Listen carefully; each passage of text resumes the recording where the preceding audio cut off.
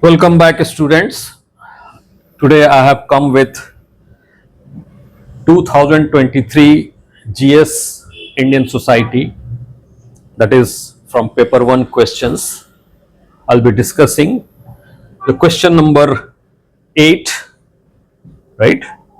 That is of 10 marks, and which answer is to be written in 150 words. So you can increase the word limit up to 200 words. There is no hard and fast rule that you have to cover the answer exactly within 150 words. It's just an approximate recommendation. So what was the question that came? Do you think marriage as a sacrament is losing its value in modern society? Right? So this question is to be answered in 150 words. So we have to see first about marriage in different religious communities. For example, if you see in India, we have Hindus, we have Muslims, we have Christians, we have Zoroastrians. When you talk about Hindus, it covers Sikhs, Jain, Bodh, etc. Now, for Hindus, marriage is sacred and unbreakable. That is, once married, you are married forever. There is no concept of divorce or talaq in Hindu marriages. When you look at Muslims, among Muslims, the marriage is contract. Marriage is contract. But what you find a peculiar reality of the Indian Muslims, that majority of the Muslims in India, they are locally converted, right? They have changed their faith, but change of faith does not change the culture completely, right? So somewhere in their mind, this sacrament of marriage, it is lying in them, right? But yes, as far as faith is concerned, they treat it as contract. Among Christians, again, marriage is sacred. Marriage is generally described as a union of two loving people among Christians, and here also it is unbreakable. Among Parsis or Zoroastrianism, it is breakable. It is breakable. So these are the four major religious category in India, and in this we have seen that where marriage is completely sacred, where marriage is contract, where marriage is breakable, and where marriage is unbreakable, right? Now the question is how to evaluate the loss of sacredness of marriage. What are the basis? We have to first lay the scale to measure, right, the sacredness of marriage, right? So we shift to the next slide, and here we have scales to evaluate sacredness of marriage. Means what are the basis on which we can evaluate the sacredness of marriage, right? Now here there are two important criteria, two important scales. One is sexual and reproductive behavior of the people in a society, right? Sexual means cohabitation, reproductive means giving birth to children. Second, the divorce rate. If divorce rate is high, definitely the sacrament of marriage would be considered to be or would be described as low, right? So these are the two scales on the basis of which we can evaluate the sacrament or sacredness of marriage in Indian society. Now you see there has been changes in the sexual and reproductive behavior of the people in India, right? There are increasing example of premarital relationship, extramarital cohabitation, right? Single parent family. Then we have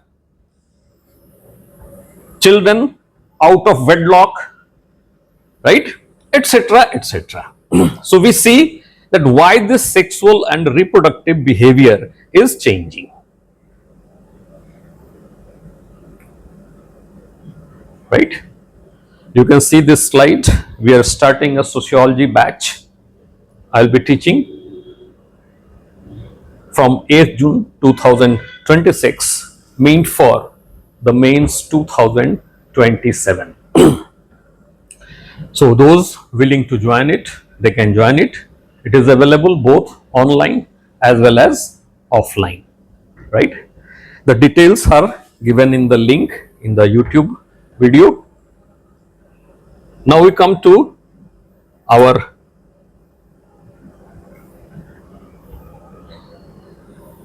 next slide. Now, if you talk about sexual and reproductive behavior and divorce rate, this is the violation of the traditional norms regarding marriage. What you will find, there is a great rural urban divide in India.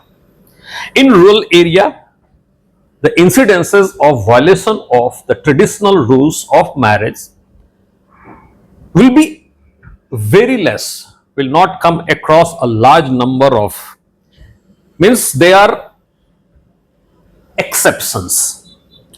But when you come to the urban center, what you will find, that the violation of the sexual and reproductive behavior, that is traditional norms of sexual and reproductive behavior, is more in the urban area, and the divorce rate is also more in the urban area. So what we say, violation of traditional norms of sexuality and reproductive behavior, right? This is happening. Increase in divorce rate, it is taking place.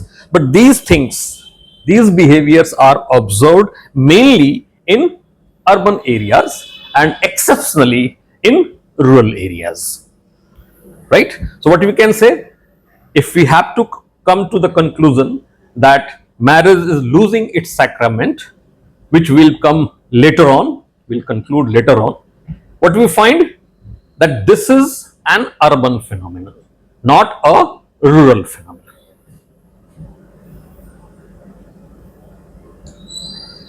Now, what are the causes of violation of the sexual and reproductive behavior of people? And generally, you will find this in the young generation, what is called as Gen Z, right? So, what are the reasons for this? First is urban anonymity. Urban society is not a close knit group. There is a lot of anonymity in the urban life, and when there is anonymity in urban life, the informal control on the behavior of the people, it goes down. People are easily able to violate the traditional rules. So this is one, urban anonymity.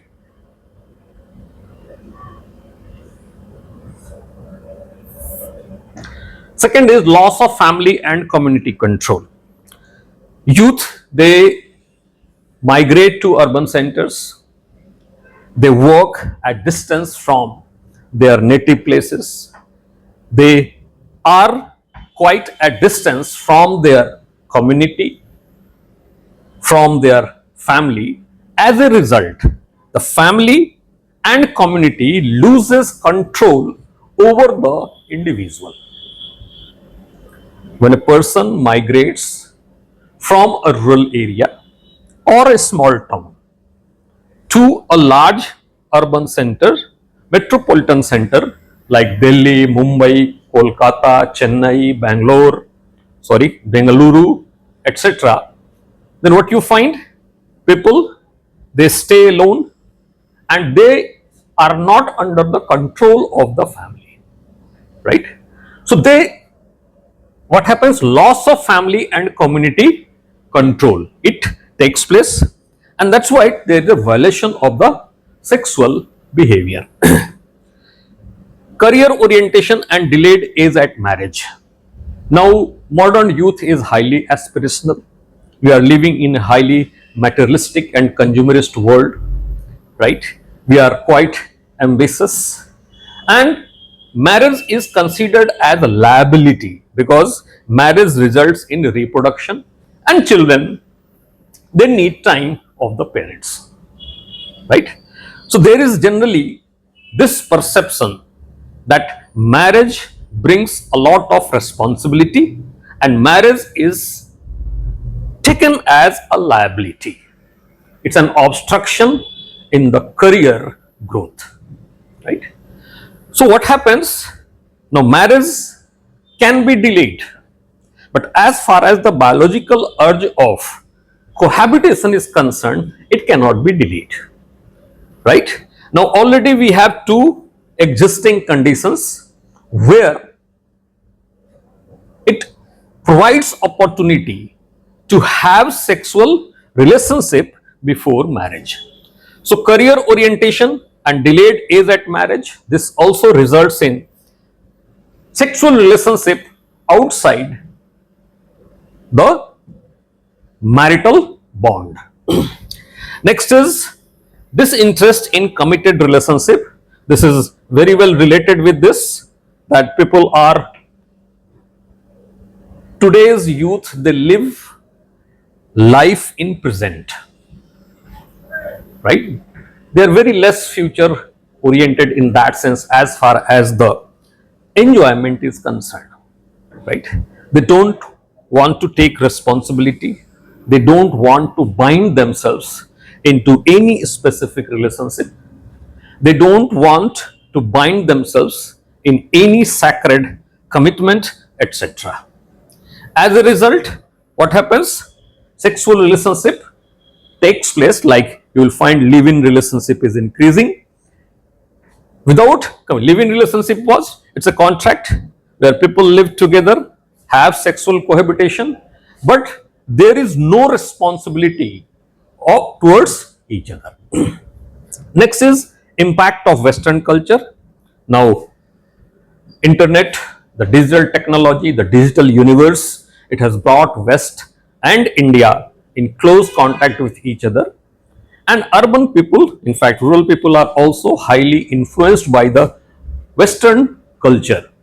Now this impact of Western culture also, because it is very normal in the Western society to have premarital relationship and even post-marital relationship, right? As you know, Elon Musk has married many times. Recently, Donald Trump's son, he married second time, though he had already 5 children from his first marriage. It's a very normal thing. There is nothing exceptional or out of the box in this world. So Western culture has also great impact on the youths. Now economic independence of women, this is another factor, that they are also career oriented. They have turned aspirational and they don't want and they don't tolerate any kind of violence in the marital relationship. Next is decline of stigma of children out of wedlock. If you look at the traditional definition of marriage and family, then what you find, one of the most important function of marriage was legitimation of child. A child who is born out of wedlock was not considered as illegitimate. He was attached with the stigma of illegitimacy, right? But today, what we find, this stigma is removed, right? So here also, what you find, that there is decline in stigma of children out of the wedlock. So there would be many person you will find, they have children out of wedlock, and in many cases you will find that the woman who has given birth to the child, they have never named the father of the child. For example, there is a actress of Indian movie Mahigil, if I am not wrong. Then she had she has a child, right, whose father is still not declared. Then next is availability of contraceptives. It protects from unwanted pregnancy. So that is basket of contraceptives are available. So that is also responsible for the sexual relationship among youth. Then we have legal protection to unmarried cohabiting adults, right? It is considered as individual choice of the adults, and if there is a consent of sexual relationship, then community, kangaroo courts, etc. must not interfere into it. So these people have got legal protection. Co-working space is also there, right? Men and women work together. This physical proximity leads to affair and sexual proximity. So definitely what you find that these are the reason due to which there is violation of sexual and reproductive behavior that is traditionally prescribed. So if you see this, if there is violation, naturally what is happening? So there is a violation, divorce rate is also increasing, right? So what we have, though the violation of traditional norms of sexuality, reproduction and the cases of divorce are increasing, but still marriage is an important institution and sacred for majority of the Indian people. Now, how we see that marriages takes place with performance of proper rites and rituals. The people who have certain belief in the rites and rituals, particular faith, they perform the rites and rituals according to that faith, and marriages are generally celebrated very enthusiastically. Now you might be seeing that there is a culture of destination marriages that is emerging in the mainly in the affluent section of the urban society, right? So these are the things what you find. There is no doubt that there has been decline in the sacrament of the marriage, but marriage has not lost its complete influence on Indian society, or it is not irrelevant. It is still very relevant. You can say there is a minor cases of violation. Now, if you want, you can join this Telegram group, and here you will find the detailed script of this particular question. Means you will find the script of exactly the way we have to write in the examination, right? So naturally we all wish that marriage longevity remains intact in Indian society, and people like this, they happy old couple definitely give a lot of satisfaction and peace to us. Thank you.